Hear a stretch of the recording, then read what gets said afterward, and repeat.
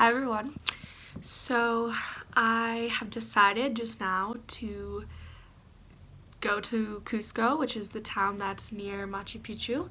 I've been deathly ill for the past 2 days and missed out on the bus ride that all my friends are going on to go to Machu Picchu.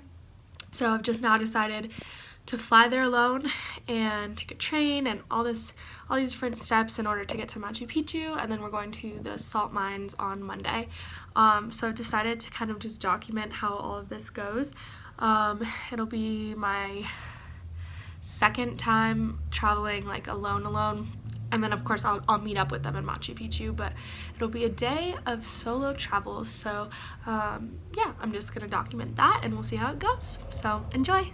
I've started packing.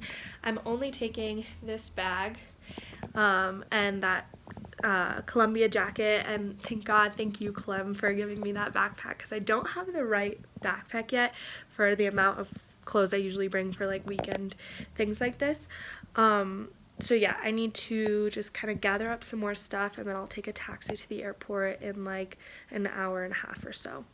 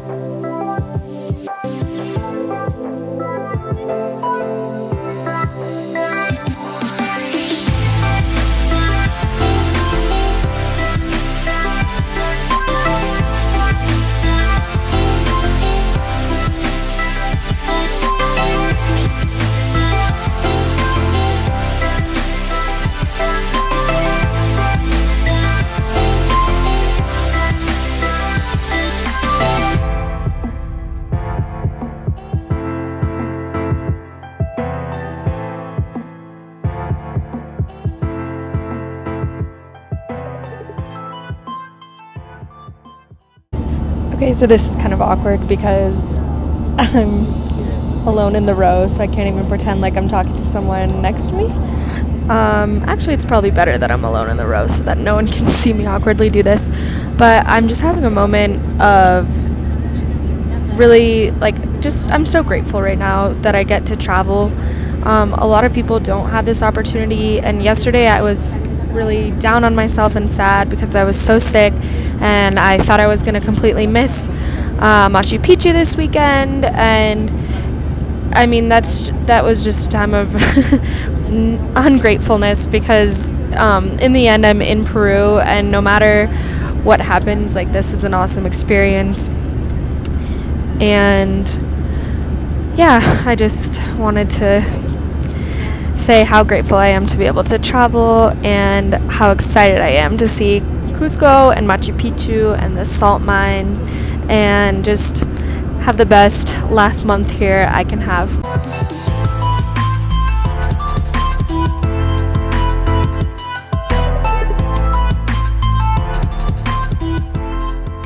The flight was really short. It felt like it was like 20 minutes, and I'm pretty sure it was actually only like 35 minutes, which was unexpected because it said it would be an hour. So that was really nice, and I had the whole road to myself, and there were lots of babies on that flight, which a lot of people hate, but I actually think it's really cute. And I'll put in a clip. There was this one baby that wouldn't stop crying, and the flight attendants were like comforting it. It was just the cutest thing. But anyways, so now I'm here early, or earlier than I said I would be, and the owner of the Airbnb is actually sending me a taxi. I figured that was safest because I'm a solo female traveler right now, and it's nighttime here, and it's a city I don't know. So I'll be getting a taxi driver coming, but he obviously was expecting me to get in a lot later. So I'm just gonna sit here on the floor, people watching, because I don't really have any kind of entertainment with me. But yeah, not a bad flight at all. So I will get to my Airbnb. I'll probably go get something to eat, something very bland because I still feel really sick. Okay, so I made it to Cusco. I just taxied from the airport, like I said. I can show you the Airbnb. It's really nice. This is the one we booked for all of our nights that will be in Cusco and not just in Machu Picchu. But yeah, it's very cool.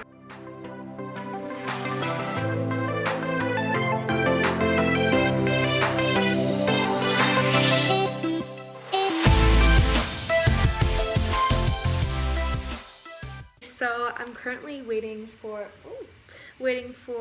food to be delivered because I asked the owner of the Airbnb if there were any food places around here, and he immediately offered to deliver chicken and french fries to me. So I said yes, sure. So he's bringing that. Might be here. Okay. Sorry. Yeah, that was our Airbnb owner. He collected the money for the food, but said that the food will be here in 10 minutes. So waiting on that food to come. So I figured I should talk about like a few tips I have, slash just like reflecting on things I've learned since I've been in Peru, and like just like now since I traveled like alone all day, and they're mainly about taxis.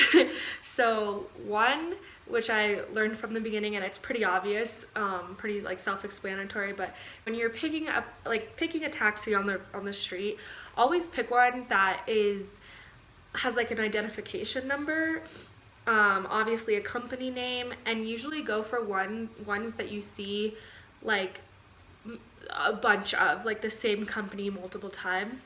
At least in Peru there's a lot of different companies, and some of them I've heard are less trustworthy and just different things. So always go for the ones that are more common. Another one is, like I said earlier, when you're arriving late at night into a city that you don't know, no matter where it is, you should go for the safest option with taxis. And in my case, it's usually like someone, at least it has been in Peru, someone offers to give you a service that comes and picks you up at the airport, so you know it's reliable and blah blah blah.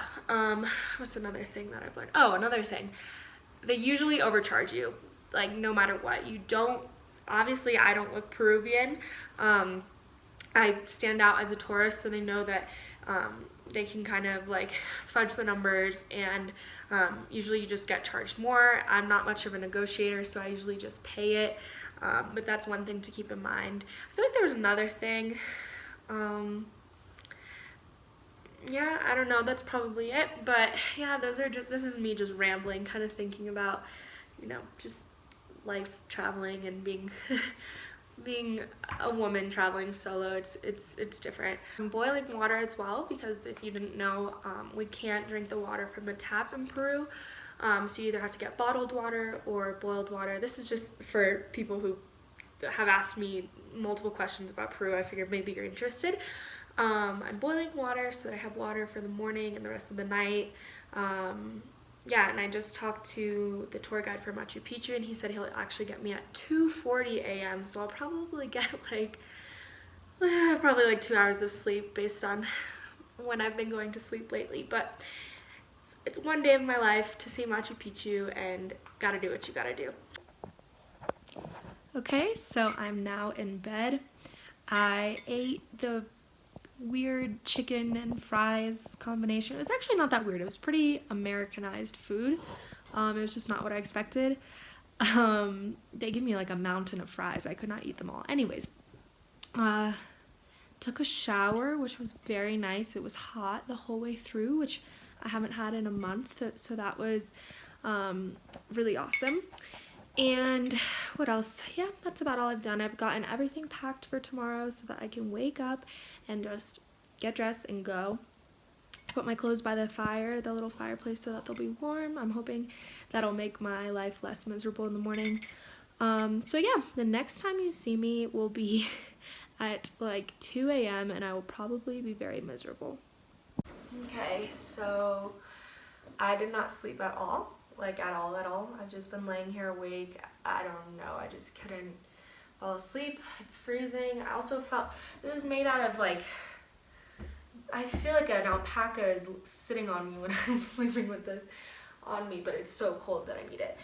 Anyways, it's about 2:10 right now in the morning, and the tour guide company is picking me up at 2:40, and then we'll go to the train station to get the train to Aguascalientes, which is the small town at the base of like where Machu Picchu is.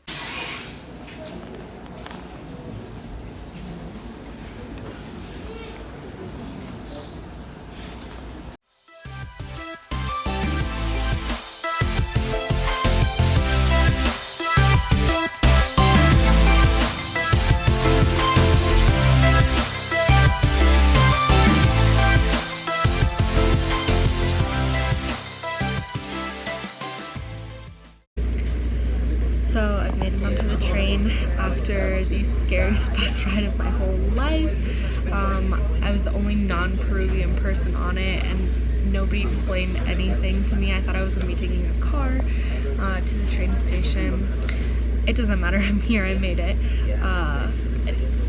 Not even that, we were also on the edge of a mountainside the whole time, and I hate heights, but that's okay.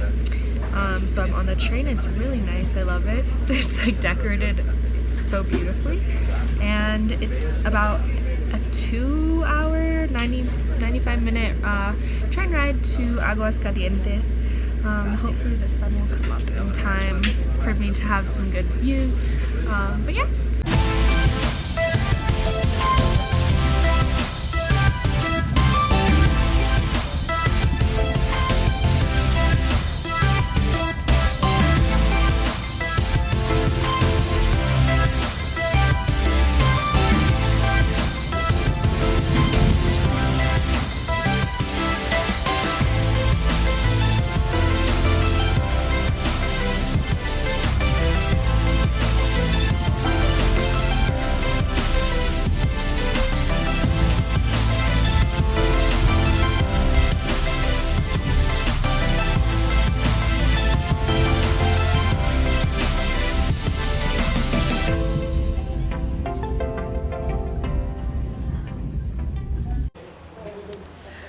Okay, so I am in Aguascalientes. I realized on the train that I had no idea what I was going to do once I got to Aguascalientes, because I have to find my friends, but we hadn't coordinated anything, so I figured I would just text them, ask them for their location, we would meet up, and then we'd go on the bus together up to Machu Picchu. Well, that didn't happen, so I step off the train, and to my surprise, there's a lady with a sign that has my name on it. And while that was comforting, because I had no idea, this place looks like Epcot. Like I don't know what's going on.